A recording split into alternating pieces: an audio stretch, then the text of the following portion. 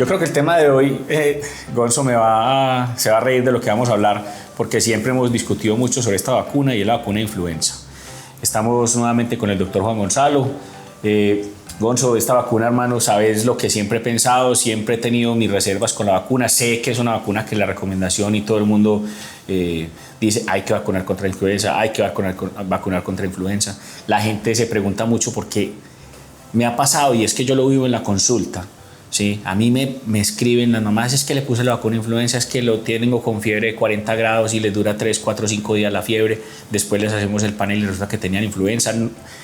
Puede ser circunstancial, como siempre me dicen, no, es que le iba a dar, y yo, hijo de madre, pero siempre que los vacunan les da la enfermedad o les da el malestar, pues no sé si sea un tema de casualidades, pero me han pasado muchas casualidades, pues que niños que venían bien se vacunan y obviamente tienen efectos. Entonces hablemos de esta vacuna, desmitifiquemos de una vez esto. Yo quería no dejar de tocar este tema porque mi intención obviamente es lo mejor para los niños y que siempre pensemos en que estamos haciendo un bien para ellos. Y si esto es porque todo el mundo habla de que se tiene que poner y yo he sido un poquito escéptico, la pongo en algunos casos o la he sugerido en algunos casos o la dejo muy a libre albedrío, quiero que lo desmitifiquemos y tomemos una conducta clara sobre la vacuna de influenza. Okay. Juan, buenos días, nuevamente gracias por invitarme. Yo creo que antes de arrancar de la vacuna deberíamos hablar de la enfermedad. Sí. Influenza no es una gripa. Esto es un concepto que tenemos en el medio, que es que influenza es una gripa, entonces como me pusieron la vacuna contra la gripa, no me va a dar gripa. Exactamente, eso sí, eso es fundamental. Eso es lo primero. Influenza, a diferencia de otras infecciones respiratorias, por ejemplo, las infecciones por otros virus, que no vale la pena entrar en este caso, que son considerados infecciones respiratorias. Influenza es considerada una infección sistémica, o sea, de todo el cuerpo. Hay infecciones por influenza que dan gripa muy intensa, fiebre, tos, pero hay infecciones por influenza que inflaman el corazón, que dan meningitis por influenza, puede dar neumonías graves por influenza, puede dar daño neurológico por influenza. Entonces, lo más importante en el contexto de la enfermedad por influenza es entender que no es simplemente una gripa. Por ese motivo, han diseñado las vacunas contra influenza. Ha habido epidemias mundiales de influenza grandemente conocidas. La más famosa que tenemos en periodos recientes fue la influenza, lo que llamaban el H1N1, sí, que fue ocurrido en el 2009, que arrancó en México y se diseminó por el resto del mundo. En el cual después hubo varios casos de muerte en varias partes del mundo, muertes relacionadas con la enfermedad. Y una que de pronto mucha gente no conoce es la que llamaban la gripa española, que fue una epidemia de influenza que dio en el año 1918, en el cual se murieron entre 40 y 50 millones de personas por enfermedades relacionadas con la enfermedad de influenza, sea directamente por el virus o por sobreinfecciones bacterianas. Exacto. Que finalmente llevaron a la muerte a los pacientes. Entonces, lo primero más importante es que influenza es mucho más que una simple gripa. Con respecto a las vacunas, tenemos en nuestro medio disponibles básicamente 2 tipos de vacunas, sí, para influenza. Uno que cubre 3 tipos de influenza y otro que cubre 4 tipos de influenza. Correcto. Y todas son inyectables. Lo que ves en la consulta no es raro. De hecho, está descrito en los efectos adversos de la vacuna es que tengan síntomas similares a la influenza luego de la vacuna. Pero yo les garantizo que es mucho peor tener una influenza que los síntomas que le dan la vacuna de influenza. Que son duros. Son duros. Son duros. La fiebre es alta, los sí, pone muy mal. Sí. Muy mal, y hay niños que... te lo voy a decir, o sea, yo lo digo más por frente a lo que me toca vivir a mí. Después de que le puse esa vacuna, doctor, mi niño no se ha parado. Gripa tras gripa o infección tras infección, el niño nunca ha estado bien. Entonces uno dice, eso pesar, porque lo que tú bien describías al inicio frente al tema de la influenza, porque eso es una realidad, yo no puedo desconocer como pediatra que eso es una realidad.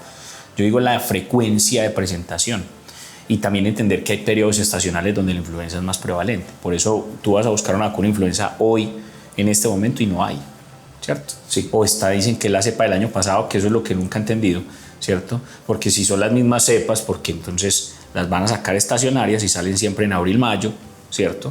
Y va a salir en noviembre, octubre, noviembre, más o menos, que es como el otro momento donde sale la vacuna. Entonces, sé que sí les da muy duro, yo lo vivo en la consulta porque se pone la vacuna de influenza y los pone muy malucos. Entonces, hablemos de eso, de los tipos de vacunas. Tocaste varios temas que son muy importantes. Primero, la vacuna se pone cada año se debe poner un refuerzo anual. Y básicamente ocurre por dos motivos. Primero, la inmunidad de la vacuna dura eso. Entonces, realmente cuando se pone la vacuna de influenza, al año ya la inmunidad ha disminuido bastante. Y segundo, los virus que circulan cada año pueden ser diferentes.